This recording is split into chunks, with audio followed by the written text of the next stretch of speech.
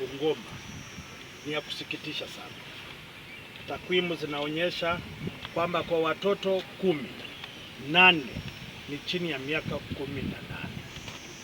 Sasa na warai watu wa Bungoma, vijana na wazazi, iwapo tutaendelea kuwapachika watoto wachanga mimba, basi vizazi vijavyo katika nchi hii na katika kaunti hii maisha yao yatakuwa mazito na magumu.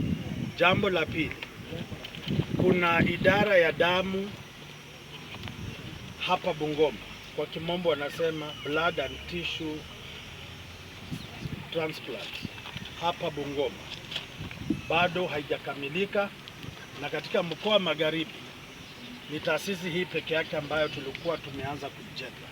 So tunarai serikali ya kaunti iweke fedha za kutosha kuhakikisha kwamba taasisi hiyo inapewa nguvu na uwezo wa kujisimamia yenyewe na kuafiki malengo